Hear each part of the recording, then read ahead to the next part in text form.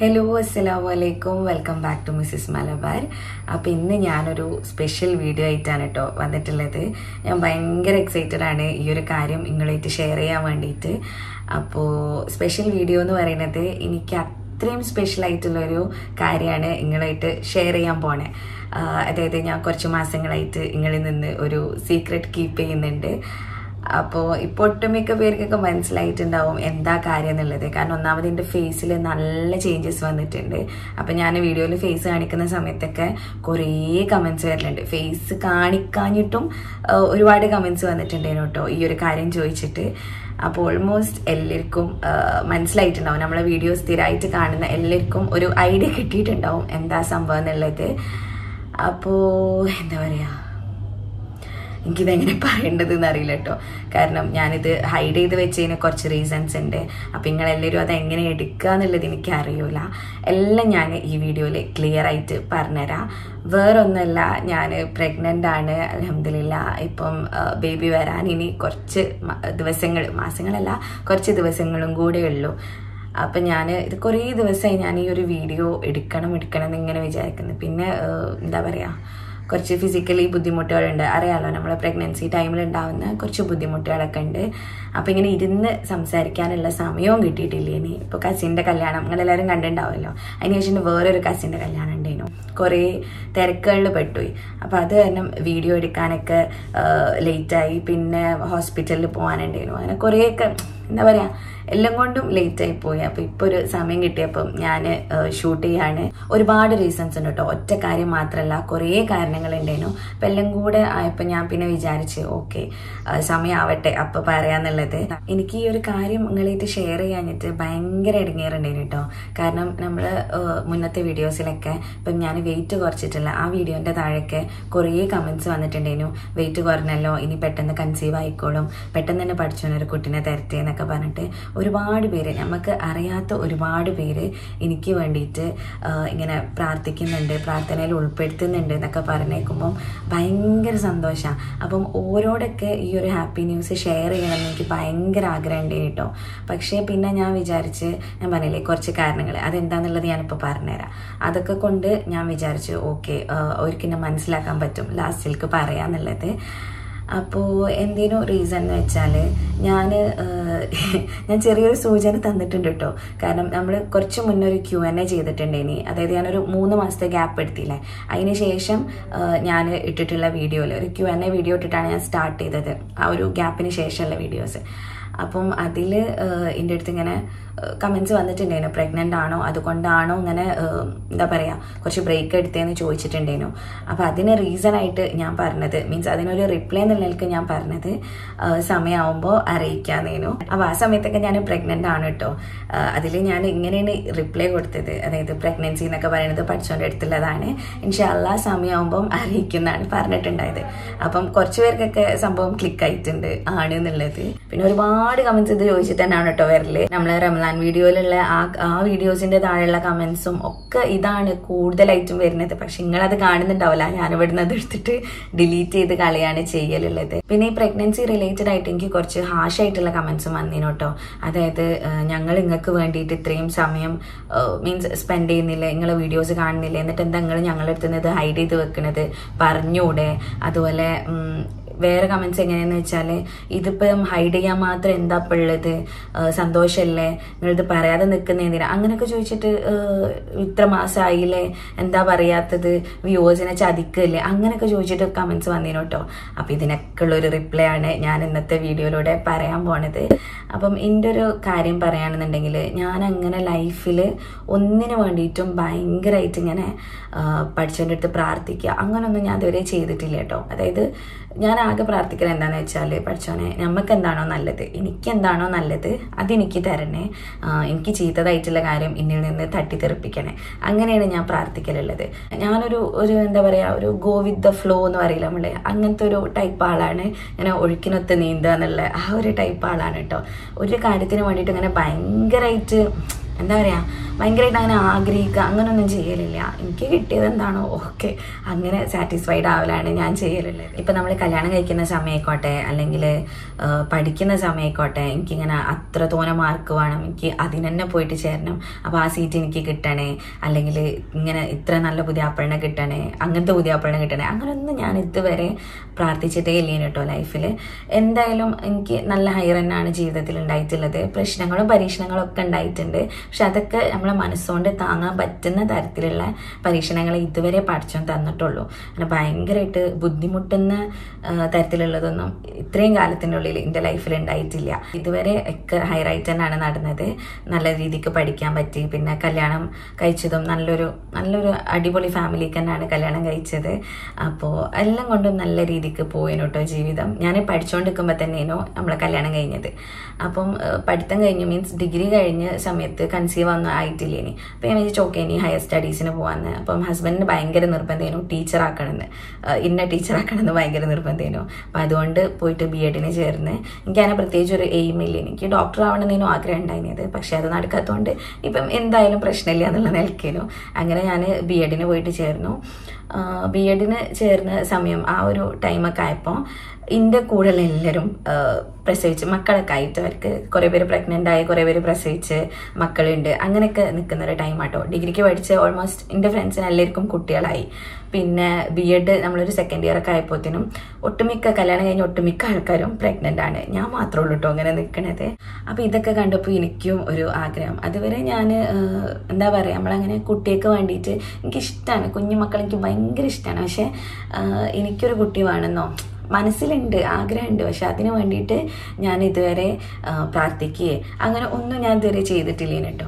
അങ്ങനെ ലൈഫിൽ ആദ്യമായിട്ട് ഞാൻ ഒരു കാര്യത്തിന് വേണ്ടിയിട്ട് പ്രാർത്ഥിച്ചത് എന്താണെന്ന് ചോദിച്ചു കഴിഞ്ഞാൽ ഇതാണ്. അതായത് പഠിച്ചോനെ എനിക്കൊരു കുട്ടീനെ തരണേ എന്നുള്ളതാണ്. ഞാൻ എൻ്റെ ലൈഫിൽ ആദ്യമായിട്ട് പഠിച്ചോൻ്റെ അടുത്ത് ഇങ്ങനെ ഒരു കാര്യത്തിന് വേണ്ടിയിട്ട് അങ്ങനെ പ്രാർത്ഥിക്കാറില്ലേ. ലൈഫിൽ ഈ ഒരു കാര്യത്തിന് വേണ്ടി മാത്രമേ ഞാൻ അത്രയധികം പ്രാർത്ഥിച്ചിട്ടുള്ളൂ കേട്ടോ. അത്രയും പ്രാർത്ഥിച്ചിട്ടുണ്ട് ഞാൻ. ഭയങ്കരമായിട്ട് എന്താ പറയുക, അത്രയും സ്ട്രോങ് ആയിട്ട് ഞാൻ ഈ ഒരു കാര്യത്തിന് വേണ്ടിയിട്ട് മാത്രമേ പ്രാർത്ഥിച്ചിട്ടുള്ളേനോ. അപ്പം ആ സമയത്ത് നമ്മളിങ്ങനെ ഇതിന് കഷ്ടപ്പെടുമ്പോഴും ആൾക്കാരുടെ ഒരുപാട് കുത്തുവാക്കുകളുണ്ടേനും. അവർക്കൊന്നും അറിയൂല നമ്മൾ ഇത്രയും ഇതിൻ്റെ ബാക്കിൽ സ്ട്രഗിൾ ചെയ്യുന്നുണ്ട് എന്നുള്ളത്. അപ്പോൾ ആദ്യം എനിക്ക് ഭയങ്കര സങ്കടമാണ്. എന്നാലും എൻ്റെ രണ്ട് ഫാമിലീസ്, എൻ്റെ അനീസ്കൻ്റെ ഫാമിലി ആയിക്കോട്ടെ അല്ലെങ്കിൽ എൻ്റെ ഫാമിലി ആയിക്കോട്ടെ, രണ്ട് ഫാമിലിയും ഭയങ്കര സ്ട്രോങ് ആയിട്ടാണ് കേട്ടോ എന്നെ സപ്പോർട്ട് ചെയ്തത്. എൻ്റെ ഒരു സ്ട്രോങ് പില്ലേഴ്സ് ഓഫ് സപ്പോർട്ട് തന്നെ പറയാം ഈ രണ്ട് ഫാമിലി. അങ്ങനെ സപ്പോർട്ട് ചെയ്യുന്ന ഫാമിലീസ് അത് വളരെ റെയറായിട്ട് കിട്ടുള്ളൂ കേട്ടോ. അപ്പോൾ അതിൽ ഞാൻ അൽഹംദുലില്ലാ ഭയങ്കര ഹാപ്പിയാണ്, ഭയങ്കര ബ്ലെസ്ഡാണ്. അങ്ങനെ ഇപ്പോൾ എൻ്റെ കല്യാണം കഴിഞ്ഞിട്ട് ഏകദേശം ഒരു 4 വർഷം കഴിഞ്ഞിട്ടുണ്ട് കേട്ടോ. ആ 4 വർഷം കഴിഞ്ഞ ആ സമയത്താണ് ഞാൻ പ്രഗ്നൻ്റ് ആവുന്നത്. അതായത് 2017 ഞങ്ങളുടെ കല്യാണം കഴിഞ്ഞത്. 2016 നിക്കാഹ് കഴിഞ്ഞിട്ടുണ്ട്, 2017 കല്യാണം കഴിഞ്ഞിട്ടുണ്ട്. അപ്പം 17, 18, 19, 20, 21 ഞാൻ പ്രഗ്നൻ്റ് ആവണത്. അപ്പോൾ എനിക്ക് എന്താണെന്ന് വെച്ചാൽ എനിക്ക് ഭയങ്കര ടെൻഷനാണ് കേട്ടോ. പ്രഗ്നൻ്റ് ആണെന്ന് അറിഞ്ഞപ്പോൾ ടെൻഷൻ പറയുകയാണെന്നുണ്ടെങ്കിൽ പ്രഗ്നൻ്റ് ആയതിന് ടെൻഷനല്ല കേട്ടോ. പക്ഷേ എന്തെങ്കിലും പറ്റുമോ, എൻ്റെ അശ്രദ്ധ മൂലം ഇനി ഇത് എന്തെങ്കിലും പറ്റിപ്പോവുക, അങ്ങനത്തെ ആ ഒരു ടെൻഷനായിരുന്നു. ബേബിക്ക് എന്തെങ്കിലും സംഭവിക്കുമോ എന്നുള്ള ആ ഒരു പേടിയാണ് കേട്ടോ എനിക്ക് ഉണ്ടായിരുന്നത്. അപ്പോൾ ഞാൻ ഇങ്ങനെ ഉമ്മാൻ്റെ അടുത്ത് രണ്ടുമ്മാരോട് ഇതിങ്ങനെ പറഞ്ഞപ്പം ഓര് പറഞ്ഞ് ഓക്കെ പറയണ്ട. അങ്ങനെ ഞാൻ യൂട്യൂബിൽ പറയുന്ന കാര്യം ചോദിച്ചിരുന്നു. അപ്പം എൻ്റെ രണ്ടുമാർക്കും തീരെ താല്പര്യമില്ല ഇനി ഈ ഒരു കാര്യം ഡിസ്ക്ലോസ് ചെയ്യണതിൽ. മീൻസ് പുറമുള്ളവരോട് പറയാനും നമ്മളെ കുടുംബക്കാരോട് പറയാനൊക്കെ നമുക്ക് സന്തോഷമാണ് കേട്ടോ. കാരണം എല്ലാവരും കുറേ പേര് എനിക്ക് വേണ്ടിയിട്ട് പ്രാർത്ഥിക്കുന്നവരുണ്ട്. അതായത് നമ്മളിപ്പം എന്താ പറയുക, നമുക്ക് വേണ്ടിയിട്ട് പ്രാർത്ഥിക്കുന്ന ഒരുപാട് പേരുണ്ടേനു. ഇപ്പം കമൻസിലായിക്കോട്ടെ അങ്ങനെ നല്ല നല്ല കമൻസ് ഇടുന്നവരുണ്ട്. ഇന്നറിയാത്ത കുറേ പേര് വന്നിട്ട് പറയാണ് പെട്ടെന്നൊരു ബേബി ആവട്ടെ, പ്രാർത്ഥിക്കുന്നുണ്ട്, ദുആയിൽ ഉൾപ്പെടുത്തുന്നുണ്ട്. പിന്നെ ഇൻസ്റ്റഗ്രാമിൽ വരുന്ന മെസ്സേജസ് ഇത്ര ടെൻഷൻ ആവണ്ട, ഞങ്ങൾ പ്രാർത്ഥിക്കുന്നുണ്ട്, അങ്ങനെയൊക്കെ പറഞ്ഞിട്ടുള്ള ഒരുപാട് പേര്. എന്നെ അറിയൂല, എന്നെ പേഴ്സണലി അറിയാത്ത ആൾക്കാർ എനിക്ക് വേണ്ടിയിട്ട് പ്രാർത്ഥിക്കുക. അപ്പം ഓരോരുത്ത് എനിക്ക് ഈ ഒരു കാര്യം പറയണമെന്ന് നല്ല ആഗ്രഹം ഉണ്ടായിരുന്നു കേട്ടോ. അതായത് നിങ്ങളുടെ അടുത്ത് ഈ ഒരു കാര്യം പറയണമെന്ന് എനിക്ക് നല്ല ആഗ്രഹം ഉണ്ടായിരുന്നു. നമ്മുടെ വ്യൂവേഴ്സ് കുറേ പേര് ഈ ഒരു കാര്യം പറഞ്ഞിട്ട് മെസ്സേജ് അയച്ചിട്ടുണ്ട്, എന്നെ സമാധാനിപ്പിച്ചിട്ട് മെസ്സേജ് അയച്ചിട്ടുണ്ട്. അപ്പോൾ എനിക്ക് എല്ലാവരുടെ അടുത്തത് പറയണമെന്നുണ്ടായിരുന്നു. പിന്നെ ഞാൻ വിചാരിച്ചത് ഞാൻ ഭയങ്കര അഹങ്കാരം കാട്ടി ഞാൻ പ്രഗ്നൻ്റ് ആണ് അങ്ങനെയൊക്കെ വന്നിരുന്ന് വീഡിയോ ചെയ്ത് കഴിഞ്ഞിട്ട് എന്തെങ്കിലുമൊക്കെ പറ്റിക്കഴിഞ്ഞാൽ അത് പിന്നെ എനിക്ക് താങ്ങാൻ കഴിയൂല. അപ്പം ഞാൻ വിചാരിച്ചു ഓക്കെ എല്ലാം ശരിയാവട്ടെ എന്നിട്ട് പറയാമെന്നുള്ളത്. അതുകൊണ്ടാണ് ഇപ്പോൾ ഇത്രയും നീട്ടിക്കൊണ്ടുവന്നത്. അതാണ് കേട്ടോ ഒരു റീസൺ. എനിക്ക് മാത്രമല്ല എൻ്റെ ഫാമിലിക്കും വലിയ താല്പര്യമില്ല ഇനി ഇങ്ങനെ സോഷ്യൽ മീഡിയയിൽ വന്നിട്ട് ഈ ഒരു കാര്യം ഡിസ്ക്ലോസ് ചെയ്തിട്ട് നമ്മളതൊരു കോണ്ടന്റ് ആക്കിയിട്ട് മാറ്റാൻ പറയില്ലേ, ആ ഒരു ഇതിനോട് എനിക്ക് തീരെ താല്പര്യമില്ലേന് കേട്ടോ. പിന്നെ ഉള്ളൊരു റീസൺ എന്താണെന്ന് വെച്ച് കഴിഞ്ഞാൽ അത് ഞാൻ പറയുമ്പോൾ നിങ്ങൾക്ക് എത്രത്തോളം നിങ്ങൾ ഉൾക്കൊള്ളും എന്നുള്ളത് എനിക്കറിയില്ല. കുറേ പേർക്കൊരു ധാരണ ഉണ്ട്, ഈ വീഡിയോസ് കാണുന്ന കുറേ പേർക്കൊരു ധാരണ ഉണ്ട്, നമ്മൾ ഈ വീഡിയോസ് ചെയ്യുന്ന ആൾക്കാർ യൂട്യൂബിൽ വീഡിയോസ് ഇടുന്ന പ്രത്യേകിച്ച് ഇങ്ങനെ ഡേ ഇൻ മൈ ലൈഫ് അതുപോലത്തെ വ്ളോഗുകളൊക്കെ ചെയ്യുന്ന ആൾക്കാർ എന്തും ലൈഫിൽ നടക്കുന്ന എന്തും ക്യാമറേൻ്റെ മുന്നിൽ കൊണ്ടുവരും എന്നുള്ളൊരു ധാരണ ഉണ്ട്. അതായത് എൻ്റെ അടുത്ത് കുറേ പേര് ചോദിച്ചിട്ടുണ്ട് കേട്ടോ, ഇങ്ങനെ എൻ്റെ കാര്യങ്ങൾ അറിയാൻ പിന്നെ യൂട്യൂബ് തുറന്നാൽ പോരെ, എൻ്റെ ലൈഫ് ഫുള്ള് യൂട്യൂബിലുണ്ടല്ലോ, അങ്ങനെയൊക്കെ ഒരു കളിയാക്കിയിട്ടുള്ള രീതിയിലൊക്കെ കുറച്ച് പേരൊക്കെ സംസാരിച്ചിട്ടുണ്ടേനി. അപ്പം എനിക്ക് പറയാനുള്ളത് എന്താണെന്ന് വെച്ച് കഴിഞ്ഞാൽ നമ്മളെ ലൈഫിൽ നടക്കുന്ന കാര്യങ്ങൾ ഒരിക്കലും നമ്മളെ സാഡ് മൊമെൻറ്റ്സ് അല്ലെങ്കിൽ നമ്മളെ ലൈഫിൽ നടക്കുന്ന സങ്കടങ്ങൾ ഒന്നും ഈ ഒരു ക്യാമറയുടെ മുന്നിൽ ഷെയർ ചെയ്യൂല. മീൻസ് ഈ ഒരു വീഡിയോ വെച്ച് നമ്മൾ ഷെയർ ചെയ്യൂല. ആകെപ്പാടെ നമ്മളെ ഹാപ്പി മൊമെൻറ്റ്സിലാണ് നമ്മൾ വീഡിയോ എടുക്കുക. അല്ലാതെ നമ്മൾ സങ്കടപ്പെട്ടിരിക്കുമ്പോൾ നമുക്ക് വീഡിയോ എടുക്കാൻ തോന്നൂലല്ലോ. അപ്പോൾ എനിക്ക് പറയാനുള്ളത് ഇത്ര മാത്രമാണ്. നമ്മൾ ലൈഫ് ഈ ഒരു വീഡിയോയിൽ കാണുന്നത് മാത്രമല്ല, അതിൻ്റെ ബാക്കിൽ ഒരുപാടുണ്ട്. ഇപ്പോൾ ഒരു ഡേ ഇൻ മൈ ലൈഫ് എന്നൊക്കെ പറഞ്ഞാൽ നമ്മൾ ചെയ്യുമ്പം ആകെപ്പാട് വീഡിയോ വരുന്നത് ഒരു 20 മിനിറ്റോ അല്ലെങ്കിൽ ഒരു കൂടിപ്പോയാൽ ഒരു 25 മിനിറ്റൊക്കെ ഉണ്ടാവേക്കും. അപ്പോൾ ആ സമയത്തിൻ്റെ ഉള്ളിൽ നമ്മൾ ഫുൾ ഡേ കാണിക്കും നിങ്ങൾക്ക് തോന്നുന്നുണ്ടോ? ഇല്ല. ഞാൻ അങ്ങനെ ഒരു അഹങ്കാരത്തിൻ്റെ ഇതിൽ ഞാൻ പറയല്ല കേട്ടോ, ഞാൻ പറഞ്ഞ് മനസ്സിലാക്കി തരാണ് ഇത് അറിയാത്തവർക്ക് വേണ്ടിയിട്ട്. കാരണം കുറേ പേരുടെ ഒരു വിചാരം എന്ന് പറഞ്ഞാൽ നമ്മൾ എന്തും യൂട്യൂബിൽ കാണിക്കുന്ന, എന്ത് കാര്യം വന്നിട്ടും യൂട്യൂബിൽ ഇപ്പം ഒരു ഒളി മറയില്ലാതെയാണ് ഞങ്ങളുടെ ലൈഫ് ക്യാമറൻ്റെ മുന്നിൽ ഇങ്ങനെ വിറ്റ് ജീവിക്കണോ അങ്ങനെയൊക്കെ ചോദിച്ചിട്ടുള്ള കമൻസ് ഒക്കെ വന്നിട്ടുണ്ട്. അങ്ങനെ ചോദിച്ചിട്ട് നമ്മളെ ഫാമിലിയിൽ നിന്ന് തന്നെ ചോദിച്ചിട്ടുണ്ട്, ഓക്കെ നല്ലപോലെ ഒരു കുടുംബജീവിതം നടത്തിയ പോരെ, എന്തിനാ അങ്ങനെ വീഡിയോ എടുത്ത് നടക്കുന്നത്, അങ്ങനെയൊക്കെ ചോദിച്ചിട്ടുള്ള കുറേ പേര് വന്നിട്ടുണ്ട് കേട്ടോ. ഇത് കൂടെ കേട്ട് ഇത് കൂടെ വിടുക, അതാണ് ഞാൻ ചെയ്യലുണ്ടായത്. അപ്പം അങ്ങനത്തെ എനിക്ക് പേഴ്സണലി ഒരു അനുഭവം ഉണ്ടായിട്ടുണ്ട്. അതായത് ആരാ ചോദിച്ചത് എന്നും എനിക്ക് ഓർമ്മയില്ല, പക്ഷെ സന്ദർഭം എനിക്ക് നല്ല ഓർമ്മയുണ്ട്, ആ ഒരു സിറ്റുവേഷൻ എനിക്ക് നല്ല ഓർമ്മയുണ്ട്. ഒരിക്കലും ഞാനും ഇത്താത്ത പറഞ്ഞ എൻ്റെ മൂത്തച്ചി കേട്ടോ, അനീസ്ഖാൻ്റെ കാക്കൻ്റെ വൈഫ്, ഞങ്ങളെല്ലാവരും കൂടെ ഏതോ ഒരു ഫാമിലി ഫംഗ്ഷന് പോയതാണ്. അനീസ്ഖാൻ്റെ സൈഡിലുള്ള ഏതോ ഒരു ഫാമിലി ഫംഗ്ഷന് വേണ്ടിയിട്ട് പോയതേനു. അപ്പം എനിക്ക് ഓർമ്മയില്ല ആരാണത് ചോദിച്ചത് എന്നൊന്നും. എൻ്റെ ഉമ്മൻ്റെയൊക്കെ ഉമ്മനെക്കാളും പ്രായമായിട്ടുള്ള ഒരു ലേഡി വന്ന് എന്നിട്ട് ആദ്യം താത്തനോട് ചോദിച്ചു ഇങ്ങനെ എന്താ പാട്, മക്കളെ വർത്താനം എന്താണ്, പിന്നെ അതുപോലെ കാക്കൻ്റെ വർത്താനം എന്താണ്, അതൊക്കെ ചോദിച്ചിട്ടോ. പിന്നെ എൻ്റെ നേരക്ക് തിരിഞ്ഞിട്ട് ഒരു വർത്താനം പറഞ്ഞേ, എന്നോട് പിന്നെ ഒന്നും ചോദിക്കേണ്ട ആവശ്യമില്ലല്ലോ, എൻ്റെ ലൈഫ് മൊത്തം എൻ്റെ ജീവിതം മൊത്തം ഈ യൂട്യൂബിലുണ്ടല്ലോ, എൻ്റെ വിശേഷങ്ങൾ അറിയാൻ യൂട്യൂബ് തുറന്നാൽ പോരെയെന്ന് ചോദിച്ചിട്ട് എന്നോട് അങ്ങനെ പറഞ്ഞ്. അപ്പം എനിക്കത് ഭയങ്കര എന്താ പറയുക, ഞാനിങ്ങനെ ആകെ ഷോക്കായി പോയി. കാരണം എൻ്റെ ഫുൾ ലൈഫും ഈ യൂട്യൂബിലുണ്ടെന്ന് വിചാരിച്ച് നിൽക്കുകയാണ് അവർ. അപ്പം എനിക്ക് ആകെ എന്തോ പോലെ ആയിട്ടോ, എന്താ പറയുക, നമ്മളൊരു കൊച്ചാക്കി കാണിക്കുന്ന പോലെ, നമ്മളിങ്ങനെ ഈ ലൈഫ് വിറ്റിട്ട് ജീവിക്കുന്ന അങ്ങനത്തെ ഒരു കൺസെപ്റ്റാണ് ഇതിനെ പറ്റിയിട്ട് ഓരോ മനസ്സിൽ എന്നുള്ളത് എനിക്കിങ്ങനെ അപ്പോൾ ഒരു തോന്നൽ വന്നിട്ടോ. പിന്നെ ഞാൻ വിചാരിച്ചു ഓർക്ക് ഇതിനെ പറ്റിയിട്ടൊന്നും അറിയാഞ്ഞിട്ടായിരിക്കുന്നു.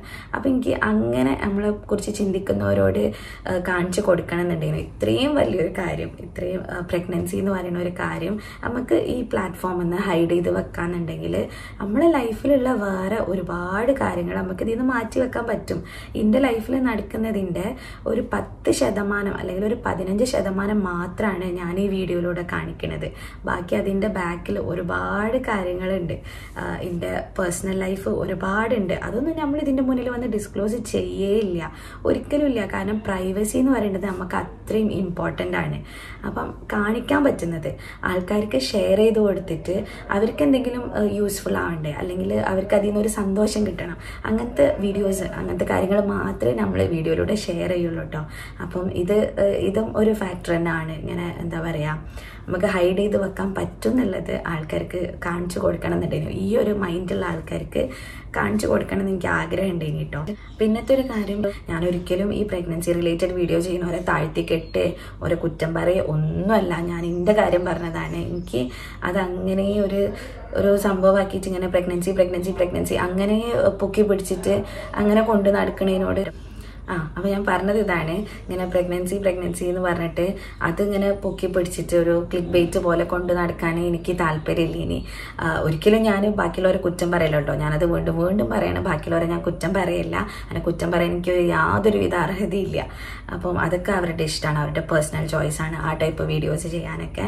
ഞാൻ എൻ്റെ ഇഷ്ടം പറഞ്ഞതെന്നുള്ളൂ, എനിക്ക് അതിനോട് ഒരു താല്പര്യമില്ല ഇനി. അപ്പോൾ ഇത്രയും റീസൺസ് ഒക്കെ കൊണ്ടാണ് കേട്ടോ ഞാൻ എൻ്റെ പ്രഗ്നൻസി ഇങ്ങനെ കുറച്ച് കഴിഞ്ഞിട്ട് പറയാമെന്ന് വിചാരിച്ച് നിന്നത്. പിന്നെ ഞാൻ പറഞ്ഞല്ലോ, മെയിൻ റീസൺ ഇതാണ്, എൻ്റെ ഫാമിലിക്ക് തീരെ താല്പര്യമില്ലേനു. അപ്പം ഞാൻ ആരുടെ അടുത്ത് പറയുകയാണെങ്കിലും, ഇപ്പോൾ കസിൻസിൻ്റെ അടുത്തൊക്കെ ഓരൊക്കെ ചോദിക്കും, ഈ എന്താ പറയാത്തേ?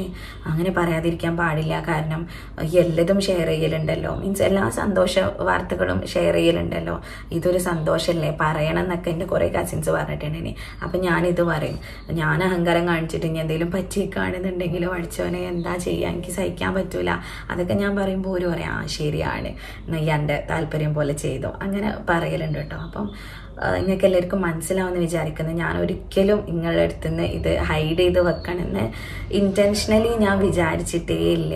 എനിക്ക് ഷെയർ ചെയ്യണം തന്നെയാണ് ഉണ്ടായിരുന്നത്. പക്ഷെ ഞാൻ പറഞ്ഞല്ലോ, ഈ കാരണങ്ങളാണ് നിങ്ങൾ മനസ്സിലാക്കുമെന്ന് വിചാരിക്കുന്നത്. എല്ലാവരും എന്താ പറയുക, എൻ്റെ ഭാഗത്ത് നിന്നിട്ട് ചിന്തിച്ചിട്ട് മനസ്സിലാക്കുക. അപ്പം നമ്മളെ അശ്രദ്ധ മൂലം കുട്ടിക്ക് ഒരു പ്രശ്നവും വരരുത് എന്ന് അങ്ങനെയാണല്ലോ എല്ലാവരും ചിന്തിക്കുക. അപ്പോൾ അതന്നെയാണോ ഞാനും ആഗ്രഹിച്ചിരുന്നത്. പിന്നെ എനിക്ക് പറയാനുള്ള കാര്യം, നിങ്ങളോട് എല്ലാവരോടും ഒരു വലിയ താങ്ക്സ് ആണ്. എനിക്ക് വേണ്ടിയിട്ട് ഒരുപാട് പേര് പ്രാർത്ഥിച്ചിട്ടുണ്ട്. ഇപ്പം എനിക്ക് അറിയുന്നവരായിട്ടും അറിയാത്തവരായിട്ടൊക്കെ കുറേ പേര് പ്രാർത്ഥിച്ചിട്ടുണ്ട്. അപ്പം എല്ലാവരുടെ അടുത്തും ഞാൻ ഒരു വലിയ താങ്ക്സ് പറയാണ്. നമ്മളെ വീഡിയോൻ്റെ അടിയിലൊക്കെ കമൻസ് ഇട്ടവരോട് ഇങ്ങനെ പ്രഗ്നൻ്റ് ആണോ ചോദിച്ചിട്ടുള്ള കമൻസ് ഇട്ടത് ഞാൻ റിമൂവ് ചെയ്ത് കഴിഞ്ഞിട്ടുണ്ട്. ഓരോന്നും എന്നോട് ഒരു ദേഷ്യം വിചാരിക്കരുത്, കാരണം ഈ ഒരു കാരണങ്ങളൊക്കെ കൊണ്ടാണ് ഞാൻ അങ്ങനെ ചെയ്തിട്ടുണ്ടായത്. അല്ലാതെ നിങ്ങളോടൊന്നും എനിക്ക് പേഴ്സണലി ഒരു തരത്തിലുള്ള ഒരു ഇഷ്ടക്കുറവോ ഒന്നുമില്ല. എല്ലാവരും എനിക്ക് ജീവനാണ്, ഓരോ സബ്സ്ക്രൈബറും എനിക്ക് ജീവൻ തന്നെയാണ്. കാരണം നിങ്ങളെല്ലാവരും ഉള്ളതുകൊണ്ടാണ് നമ്മൾ ഇത്രയും വലിയൊരു ഫാമിലി ആയിട്ട് മാറിയത്. അപ്പം നിങ്ങളുടെ സപ്പോർട്ട് ഇനിയും വേണം. ഞാൻ ഹൈഡ് ചെയ്തതിൻ്റെ റീസൺ നിങ്ങൾക്ക് എല്ലാവർക്കും എന്താ പറയുക, മനസ്സിലായിട്ടുണ്ടാവുമെന്ന് വിചാരിക്കുന്നത്. അതായത് നിങ്ങൾക്ക് അത് ഉൾക്കൊള്ളാൻ പറ്റിയിട്ടുണ്ടാവുമെന്ന് വിചാരിക്കുന്നത്. പിന്നെ എന്നോട് ദേഷ്യം വെക്കരുത്, എനിക്കത് പറയാനുള്ളൂ. എന്നോട് ആരും മനസ്സിൽ ദേഷ്യം വെക്കരുത്, വളർന്ന് ഇത്രയും കാലം പറയാഞ്ഞ് അങ്ങനെ വിചാരിക്കുകയും ചെയ്യരുത്. ഈ ഒരു കാരണങ്ങളൊക്കെ കൊണ്ടാണ് കേട്ടോ.